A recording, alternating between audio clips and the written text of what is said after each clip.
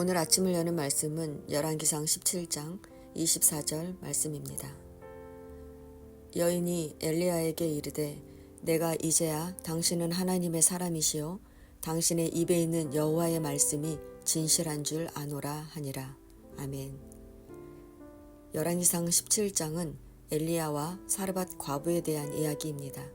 말씀을 통해 신앙인이 어떻게 살아야 하는지 살펴보도록 하겠습니다.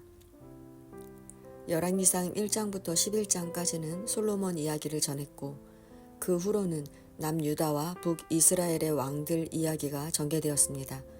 특히 16장은 북왕국에서 일어난 치열한 왕권 쟁탈전을 이야기합니다.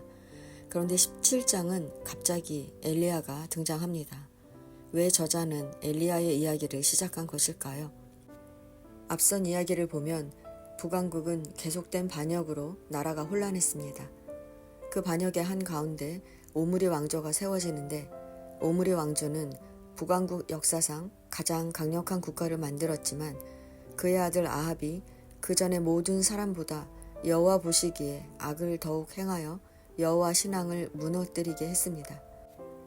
그래서 하나님은 이스라엘의 죄악을 끊어버리기 위해 엘리야를 등장시킨 것입니다. 엘리야 이야기는 본문 17장을 시작으로 19장까지 전개되는데 엘리야는 갈멜산에서 바알 신앙과 정면으로 대결해서 여호와만이 참 하나님이심을 알리며 이스라엘 백성들에게 여호와 신앙을 회복할 것을 촉구했습니다. 그렇다면 엘리야가 누구이기에 바알 신앙이 만연했던 이스라엘에서 그렇게 담대하게 바알 신앙과 대결할 수 있었을까요? 그가 대단한 능력을 가졌기 때문일까요? 아닙니다. 엘리야가 담대하게 바알 신앙과 대결할 수 있었던 것은 사르밧 과부의 고백처럼 엘리야가 하나님의 사람이었기 때문입니다. 하나님의 사람이란 어떤 사람입니까? 첫 번째, 하나님의 사람은 전적으로 순종하는 사람입니다. 엘리야는 아합에게 가서 하나님의 말씀을 전하라는 명령을 받았는데 사실 이 명령은 목숨을 건 위험한 행동입니다. 그러나 엘리야는 하나님의 말씀을 믿었기에 순종했습니다. 그뿐만 아니라 엘리야는 하나님의 말씀대로 그리 시냇가에 숨어서 까마귀들이 날라다주는 먹이를 먹고 지내라는 명령에 가증히 여기는 까마귀가 가져다 주는 것을 어찌 먹겠느냐고 하지 않았습니다. 사르밧 과부가 주는 음식을 먹고 지내라는 말씀에도 내가 어떻게 도와줘야 하는 과부의 음식을 먹겠느냐 말하지 않았습니다. 엘리야는 하나님께서 무슨 말씀을 하셔도 자기 생각을 말하지 않고 순종했던 사람입니다. 두 번째, 하나님의 사람은 하나님의 말씀만 전하는 사람입니다.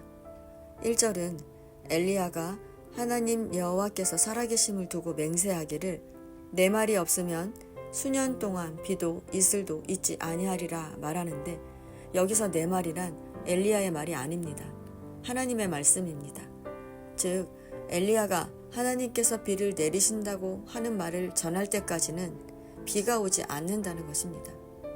14절에도 엘리야는 사르밧 과부의 통에 가루가 떨어지지 않고 병에 기름이 없어지지 않는다고 말할 때 분명히 이스라엘의 하나님 여호와의 말씀이라고 말합니다.